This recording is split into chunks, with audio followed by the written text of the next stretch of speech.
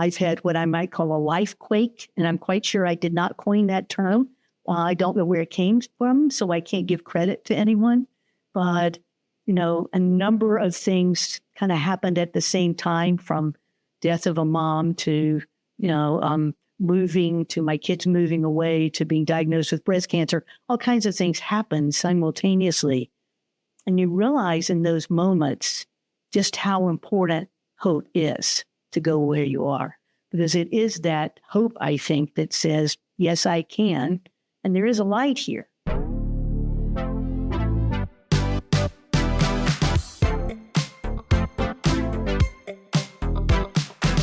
Hi, friends. I'm Danielle Elliott-Smith, and this is Hope Comes to Visit. Here on the podcast, we listen deeply, learn boldly, and try to leave with one small step.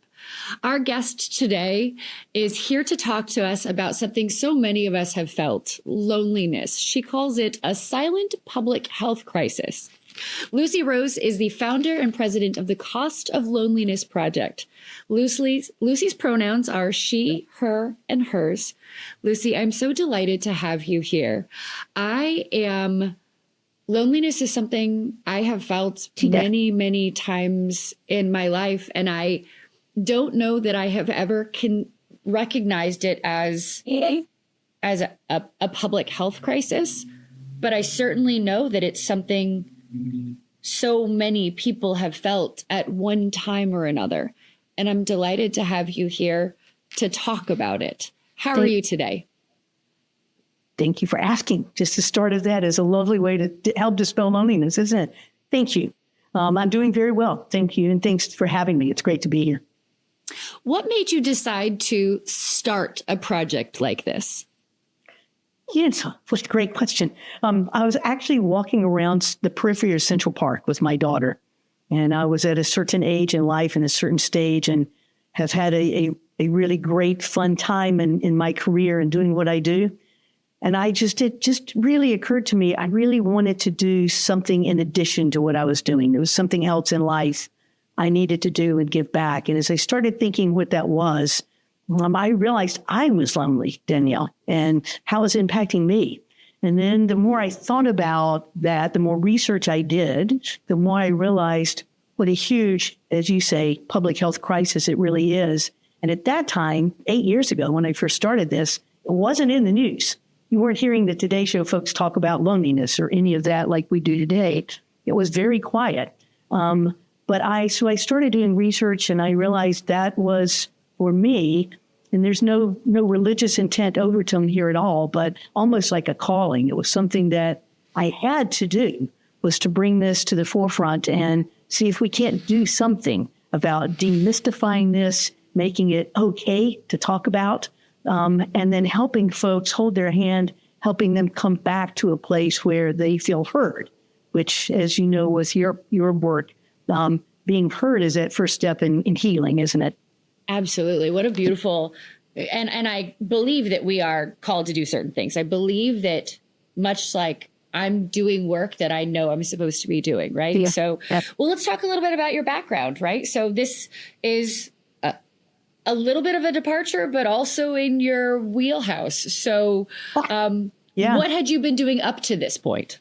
Yeah, it is a bit of a departure, and it is also consistent. You're absolutely right. I've been working in the public health arena my entire professional life. I'm actually a physician assistant by training as well, so I do have a clinical background. But I will preface this by saying I am not a therapist. So anything that we talk about today, it could even come close to sounding to anyone like that might be the case. It's not true. I've just had the same lived experiences everyone else has, and I'm delighted to share what I've learned. But yes, I have had my own business now for 25 years, I think, this year. I worked at the Food and Drug Administration for a while in my life, running the group there that regulates advertising, promotion, prescription drugs. But for this, more importantly, I think, was head of communications for a part of FDA for a number of years. And then I've run this business for a long time, working in public health, really trying to ensure that all the ways that pharmaceutical companies, as an example, promote their prescription drugs are truthful and not misleading, so that your healthcare providers and you get the information you need to best use those products. And it's kept me very involved in thinking about public health and being a part of that ecosystem that says, how can we help people live a healthier, happier life? So one of my ethos for the longest time has always been, how can I help? When I was working in the recovery space, I would answer my phone, how can I help? Because I think that very simple sentence allows people to feel as though they can share and that you are someone who wants to make a difference in some capacity.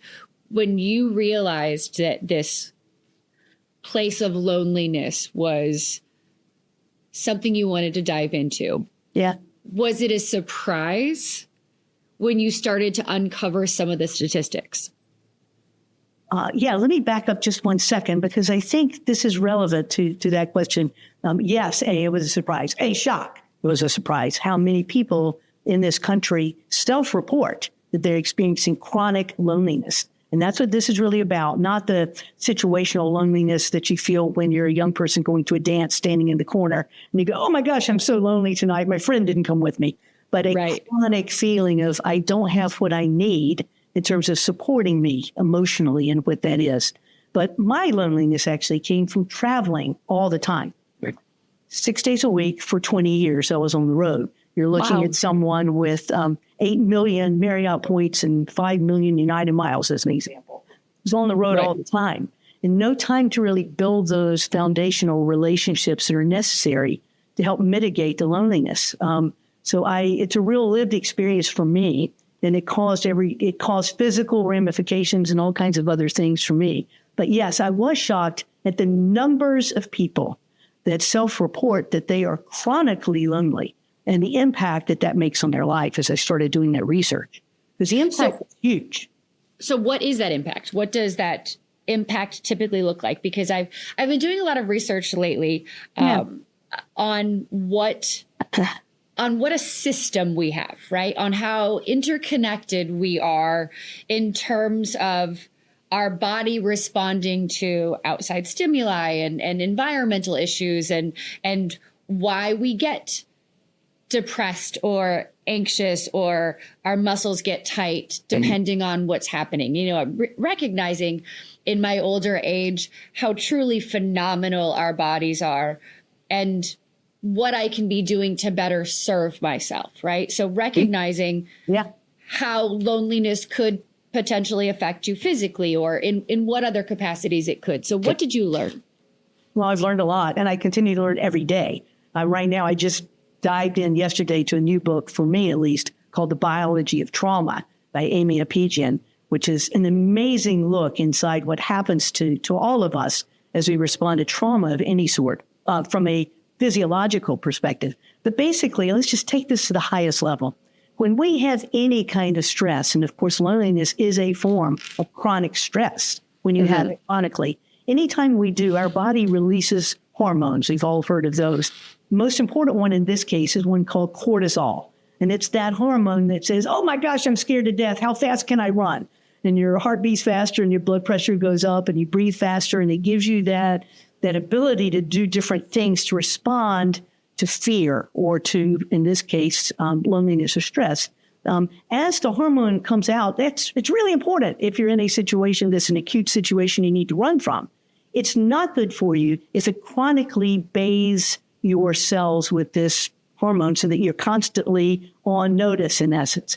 And this can cause an immunological response that lowers your ability to fight infection, as an example. That also over time can actually, and there's causality here, not just correlation, can cause cancer. And we believe that the inflammation may also have an impact on causing dementia over time. We know that it causes heart disease. And the other thing it often causes is folks, Danielle, go into a soothing need because you're chronically there. I think of the Golden Girls and them eating their ice cream at night, and all of that from stress. As we do that, the other things that it can cause can be mental, can be things like turning to drinking or other kinds of drugs or overeating or whatever it may be, all of which also then can add to those physiological issues that can be damaging to all of us. That makes me think, when you said the dementia piece made me think that there must be, and again, I'm not a doctor clearly, but I have seen studies that relate to length of life and friendships, right? Like people who have friendships and are out and social tend to live longer than people who are alone or isolate. Yes, that is absolutely the case. And it's one of those issues that folks have studied for a long time. And one thing that, it also perhaps plays into some gender differences. And I'm always very careful. I don't like to broad brush anything. Right. But as we think about some of the ways we have been socialized historically, I'll just say, with women perhaps often building more and deeper friendships than what we've encouraged men to do over time, you see a difference there as well. And that's becoming more and more clear, I think, and evident in terms of research. But just as a quick example, it is not uncommon for a woman to have a fairly significant life after her spouse might die, her husband dies.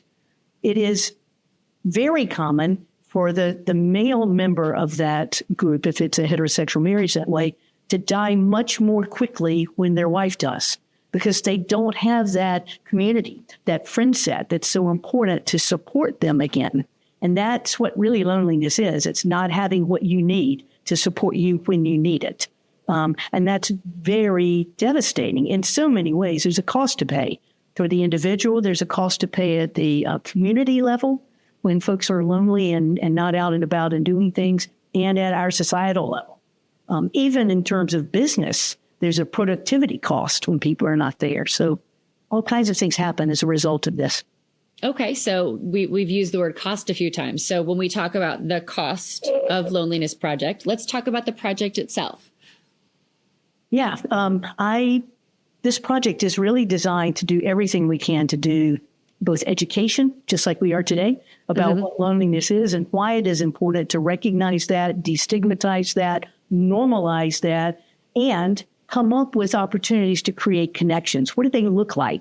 What do they look like in terms of how we live in community, how we create our cities and build those cities to encourage connections, how we in our towns bring those together, all those things. So what we are trying to do is twofold, really, is to educate people as to what this is and why it's so important, but also to create opportunities for connection and to create awareness, to your point exactly, about how important those connections are to all of us, those friend sets, those people who support us the most, and bring all the folks together as best we can to create awareness about building cultures of community, be it in your own community, be it in your workplace, wherever that is. So that's what we're all about. And there are lots of ways that we're doing that, that folks can find actually on our website.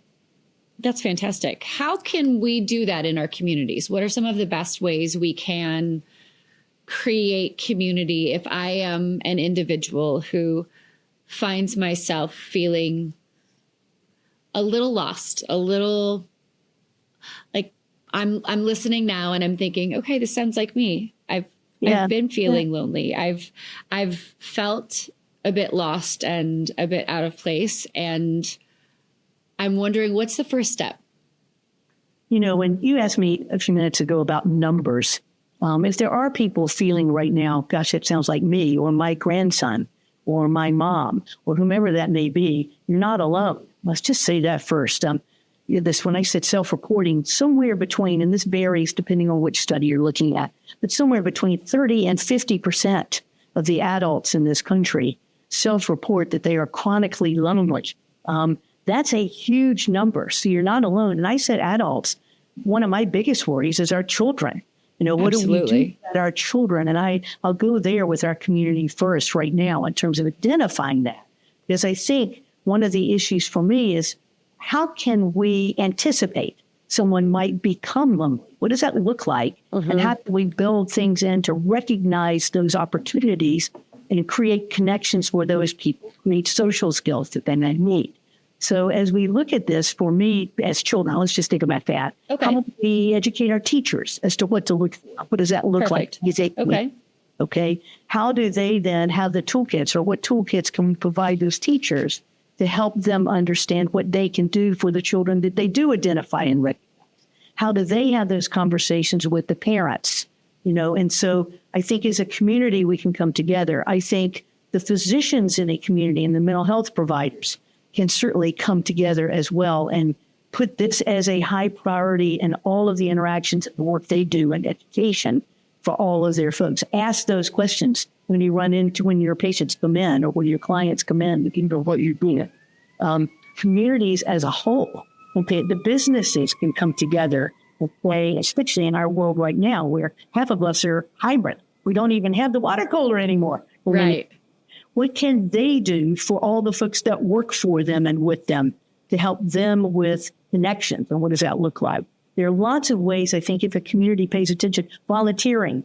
How can we volunteer? Might we have a community Saturday volunteer day where everybody comes out like they do in Rwanda one Saturday a month and volunteers? And there are lots and lots of opportunities for people to connect and projects they want to work on. Right. I think we have to think differently. I know there are some companies that do things like that. My fiance works for MasterCard, and part of MasterCard's ethos is to encourage volunteerism. I mean, a number of their employees get time off in order to volunteer, right?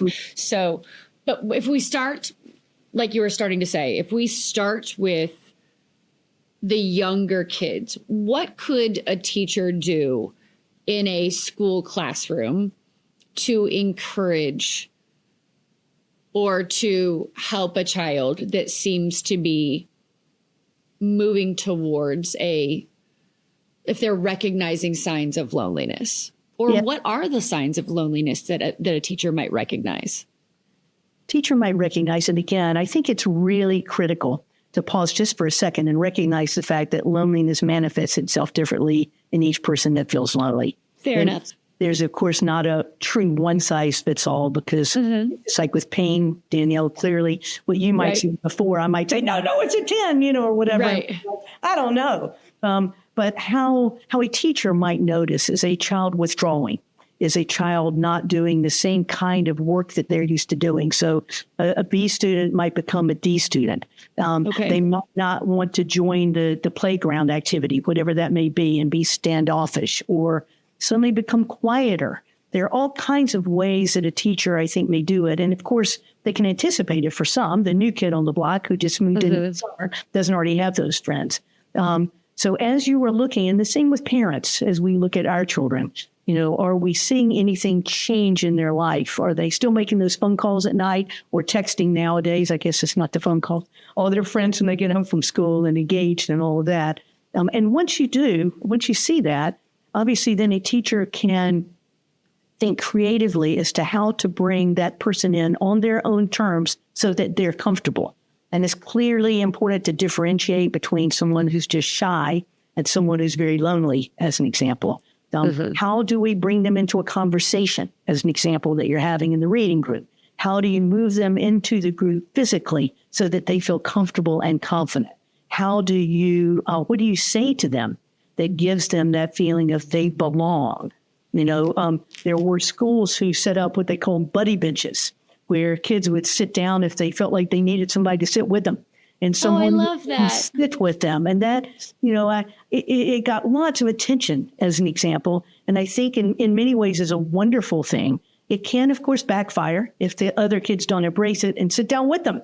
And so one has to be thoughtful and careful how we institute things. But look in the cafeteria over lunch. Is there a kid sitting at a table all by themselves? And what could we do to, bring them in or have others recognize and sit with them in a way that doesn't call them out in a negative way? I think there are lots of creative ways. And frankly, we're working on some toolkits to put on the website that hopefully will have lots of ideas for teachers and things like that to be able to come up with things that they don't have to think of themselves, if you know what I mean. How do we define chronic loneliness as compared to average or just occasional loneliness? And I think that's what a great question. And I think it's also important to say that a person who's chronically lonely can be lonely in any environment. They might be sitting there at Thanksgiving coming up now, sitting there at a table with all their friends and family. and still feel chronically lonely because they don't feel like they belong. And it could be a situational loneliness thing, but if in fact it lasts over time, if it's a situational thing that's just, oh my gosh, I got to go to this dinner and I don't really want to be there, that's not chronic. But if one feels that over time and it doesn't go away, and it's not just a environmentally driven, stress-filled moment, then it is chronically lonely. And the way people identify it, as an example, they'll say, I don't really have a really best friend. There's nobody that really seems to care about me the way I need to feel cared for. Nobody really gets me. And that can happen to any of us. And it may be happening to the person sitting right next to you who wears armor every day, and you would never know it. Right.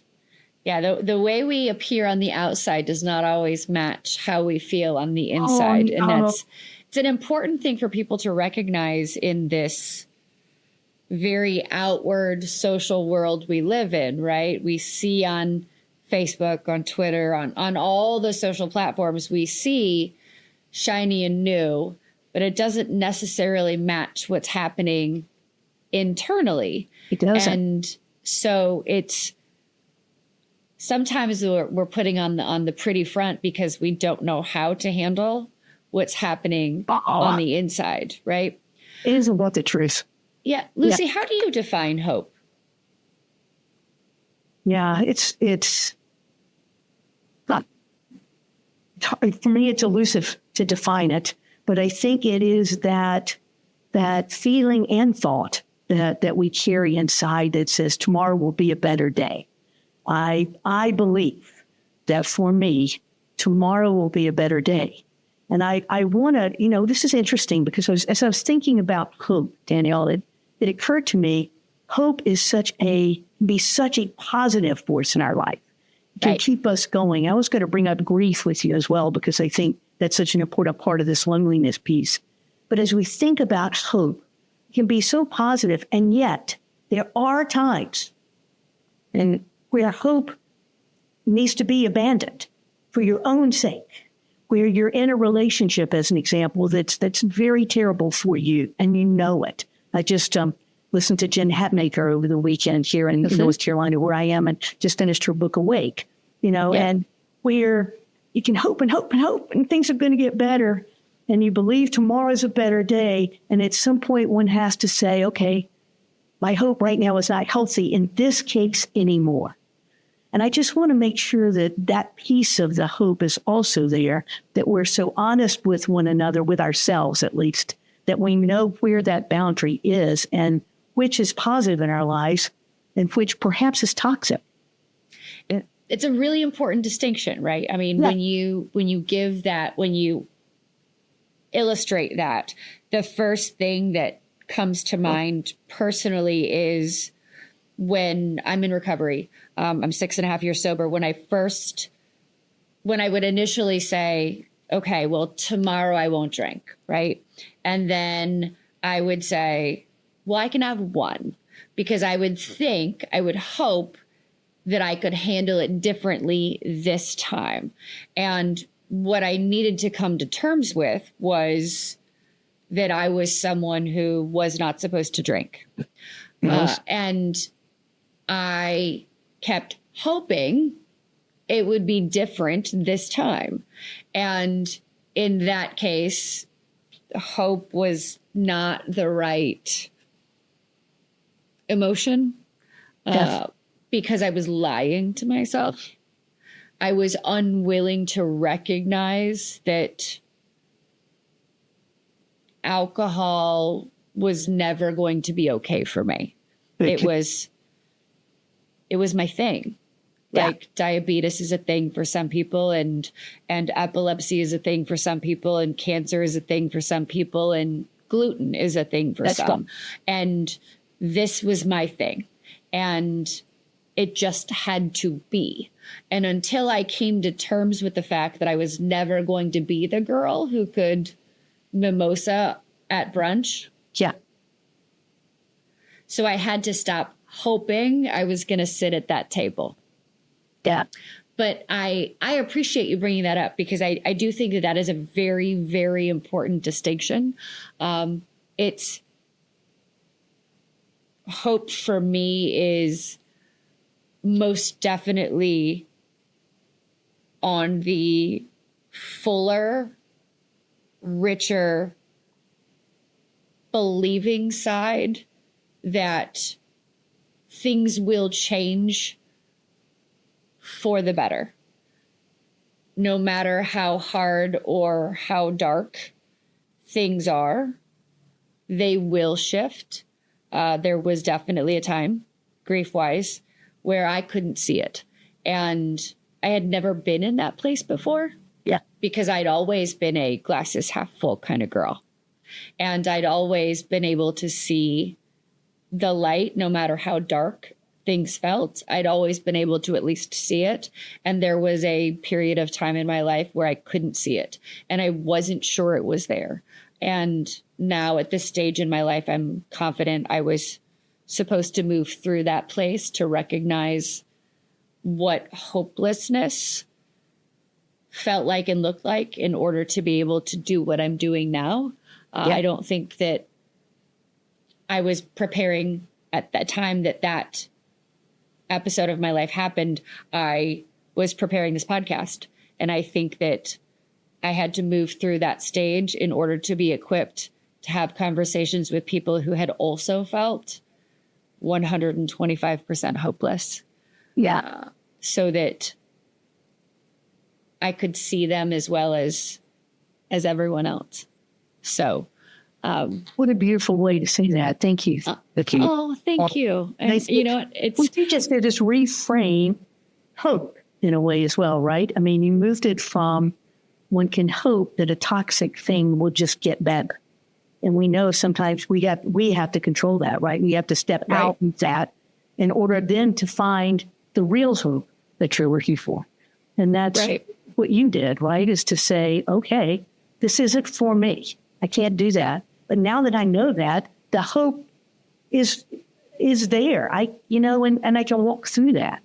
But Lucy, you did the same thing, right? You're walking through Central Park and you were thinking, the path I'm on right now is not right.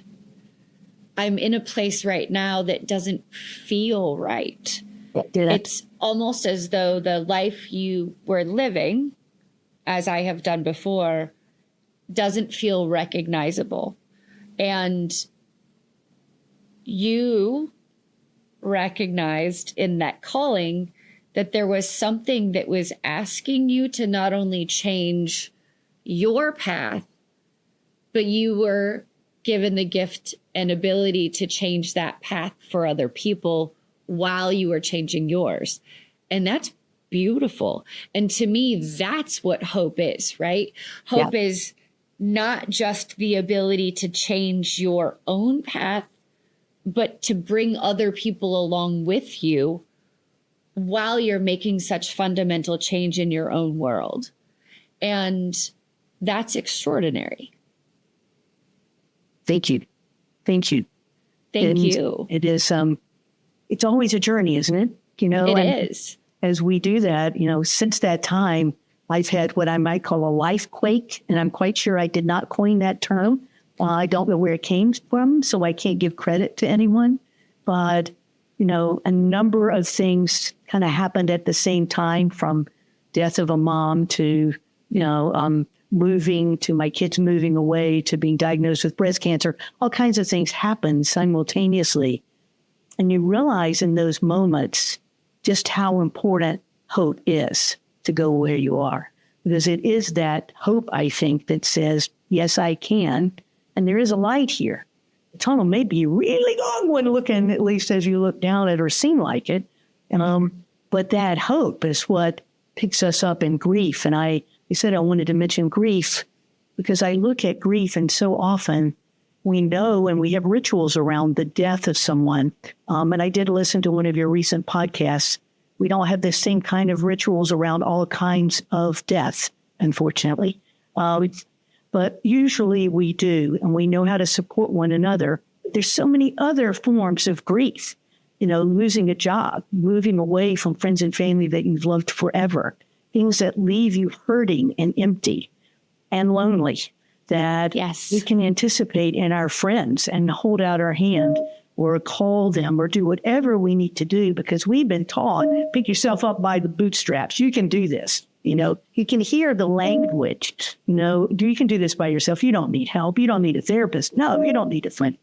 And how do we reach out and touch them so that they know we care? I think, this grief stuff, it's so hard to talk about often as well for some people. It absolutely is. What did you find? I'm sorry for the loss and the life quake. It is having so many things happen at one time.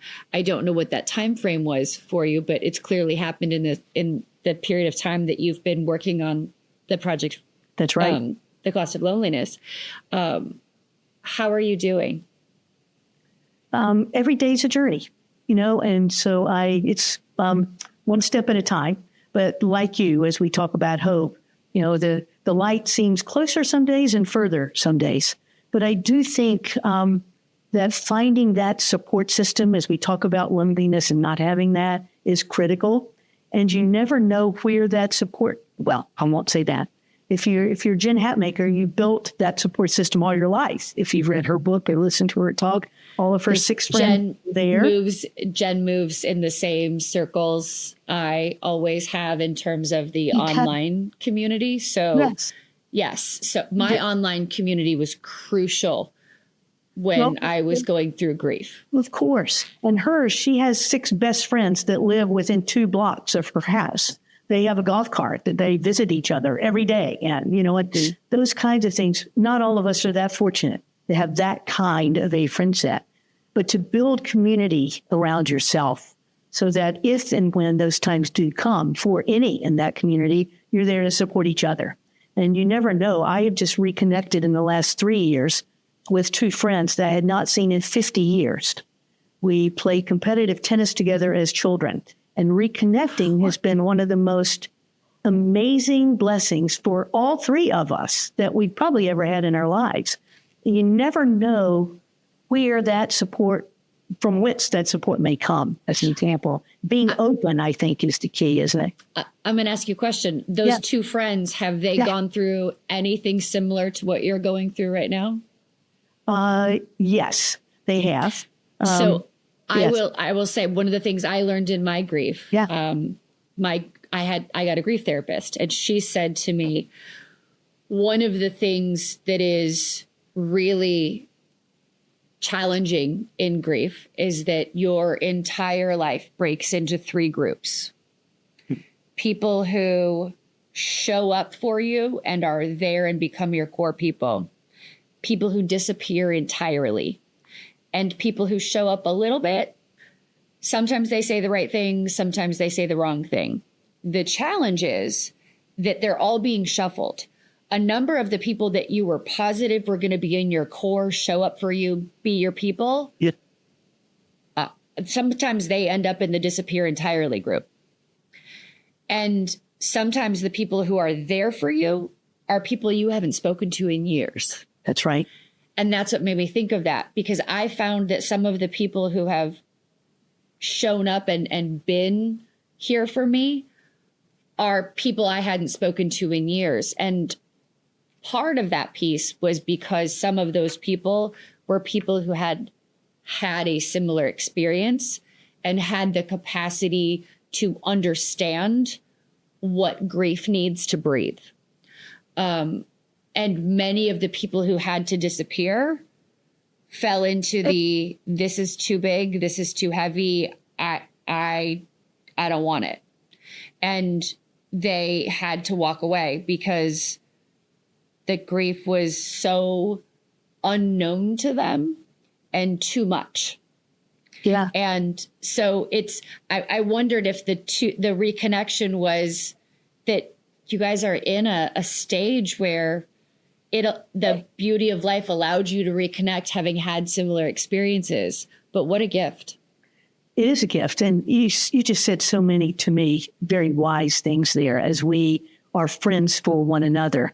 And I think I do want to cut some slack to those who aren't there, because I think it is often overwhelming. They don't know how to do it. They don't want to say the wrong thing. We don't teach those skills. Yes. And for me, as I think about loneliness and I bring it back to that, and I think about how we equip our children to deal with social connections, especially in a world where it's all about this. Yeah, man, it's all about texting. It's all about all of that. How many reels can I watch a day on TikTok or whatever that may be? Are we working now to help our children build the skills they need of empathy, of caring, of listening, of connecting? Yes, I am. You are. Yeah, you. But I work very hard at it, but I know a lot of parents don't. In our world, and I'm not even, this is not an indictment of any individual parent. Of course. It's just our world is changing. Absolutely. What we do at school is not the same thing. And they're doing it on the playground, whatever it may be, whether we're there or not. And we also have to shift some. Like we have to parent differently than we were parented. And we have to have different conversations that sometimes it doesn't occur to us. I'll give you an example. Yeah. There was a time when my daughter was asked to spend the night at someone's house. And she was asked via her phone. And it was, Mom, can I spend the night at so-and-so's house? Yep. And I said, no, baby, you can't because, Cooper has a game tomorrow at such and such time. And so she went back and said, no. Okay. Wow. And so I said, sweet baby girl. And at the time she was probably 10, right? Yeah. I did allow my kids to have phones early because my theory, working in the social media space, I was in the blogging space. My theory was it was easier to be up in their business young. Yeah. And for them to understand my role up in their business than it was to try to get up in their business, giving them a phone at 14 and then try to explain to them. I told them very early, if you want things to be private, write in a journal. I will never read your journal. But your phone, anything you put on your phone, I'm here to tell you, somebody else has access to it. If someone else can have access to it, I can have access to it. Your question is not, what would Jesus do? Your question is, what would my mom say if this went viral?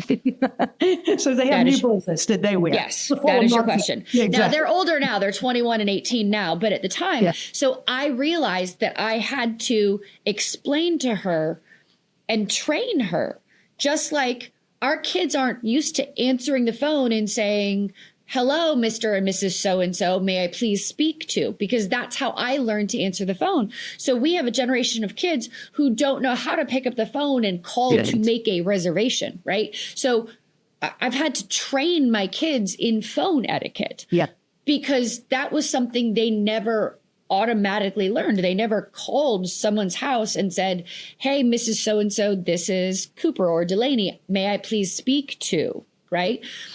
So I mean, I've called my kids' phones or called their friends' phones and had the friends answer the phone, yo, right? Because there's just, if we don't think about it, and again, also not an indictment, it's just if it doesn't occur to you because it's not something you're watching them do. So it's only when it comes up do we actually say, oh, I have to teach you how to do that, don't I? That's right. That's exactly right. And as I think about loneliness, the best thing we can do is prevent it, isn't it? Absolutely. Teaching our young ones the skills of listening and empathy and sharing and caring and all of those things, they should come naturally. But as we socialize in our new ways, we're not necessarily focusing on the same thing. And all of us are busy. Everybody's working full time now. We have to because of the economy and everything else going on in our world. So picking up on those cues, being, cognizant of it and intentional about it is so important, because if we give them the skills they need as children to socialize and be with one another, and this has nothing to do, again, with introvert, extrovert, any of that, is how do we give others what they need in terms of listening and caring, and how do we get what we need in that same way? So how do we build friendships, to your point, Danielle, is kind of the bottom line here, wherever they may be. Helping folks do that then helps prevent loneliness down the line. Not totally preventing it, clearly, but it certainly helps us be aware of, do I have that community? Do I have those friends that are supportive? this loneliness connection stuff is free. We don't need a medicine for it. We don't need to worry about insurance. It's picking up the phone and calling someone we care about. It's asking them, like you did me at the beginning of this, how are you? Not just, how are you? Fine, thanks. Next. Right. But asking, and I legitimately care. I mean, I want the answer. And I think that when you said that you give people grace for, grief being heavy. And while I understand that, I have tried very hard to teach my children that in that situation, it isn't about you. Yes, it may be hard for you, but something stuck with me years and years and years ago. And people who listen to the podcast will have heard me say this a handful of times. In the early mom blogging days, there was a mom that was a friend of ours who lost her daughter very young. And she was the same age as Delaney at the time.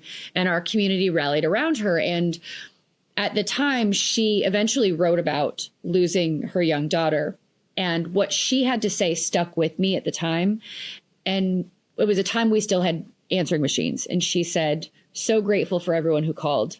So grateful for people who left messages. I didn't have the capacity to call a lot of people back. And a lot of times I didn't have the capacity to answer the phone. Wow. But what I will tell you was the loudest voice for me, the loudest noise were all of the people who didn't call because it was too hard for them. And at that moment, I became the person who always calls. And when I call, regardless of whether or not someone answers, I will say, don't add me to your to-do list. Please just know that I'm here and I'm thinking about you and I love you and I'm sorry. Whatever I feel needs to be said at the time. And because I think it's important for someone who's grieving to know they aren't alone. And as hard as it is for me, nowhere near as hard as it is for the person who's going through the loss. And because I've worked very hard to do the best I can to equip my children with empathy and compassion, because I do think those are qualities that to some degree as a society we are lacking in some level. We don't have in excess. So I want my kids to at least try. It's not always going to happen, but at least try, because grief is one of the loneliest. Oh, it's so lonely. Experiences. Here's the thing. I'm going to give folks a tool here and make it easy. I love that. And then make it easy. And I just really, this came to my soul recently when one of my best friends died in a bicycle accident. Oh my gosh, I'm sorry. And it's just heartbreaking right here in the same where I am. Her husband is also a dear friend of mine and has been for 50 some years. And when I went to visit with him after she died, I thought, oh gosh, what do I say? How do I do this? It's not comfortable. And then I realized I don't have to say a word. Right. I just have to be there. All he wanted was for him to talk. So all I had to say, and what a tool this is, I think, show up to your point and then just say, you want to talk? How are you? Stories came out about her and him and us and, wanted to tell me what happened in the accident, all the things. But there was nothing uncomfortable at all about it. And healing happens when you really feel heard. So just being there, you're helping someone else heal just by letting them talk and listening. And it takes pressure off, I think, us having to decide, will I say the wrong thing? Will I upset them? Will I make it worse? All the things that go through our heads as to why it's too uncomfortable. And you're right, that's about us in some respects. And we own that, I guess, if that's where you are. But just sitting and listening in a quiet way is the best we can probably do for those who are lonely and grieving. And it's that part's not hard. I love that. Okay. Thank you so much for being here with me. Where can people learn more about the Cost of Loneliness Project? At our website, thecostofloneliness.com. Fantastic. And is that where people can best connect with you? It is indeed. There's a way right there for people to connect with me as well. And I would love to. Thank you. thank you for the honor of being on your podcast with you. It's been It wonderful. has been wonderful having you here, Lucy Rose. Thank you so, so much. And friends, thank you for joining us. I so hope we have met you exactly where you are and that this has been a bit of light and a bit of goodness and that you have learned something and that there is a piece of this that you can turn around and take and share with the people you know and you love. And if you have found something good and helpful, that you will take the time to review or like the podcast. And until next time, please take such good care of you. I can't wait to see you again. Thank you for being here.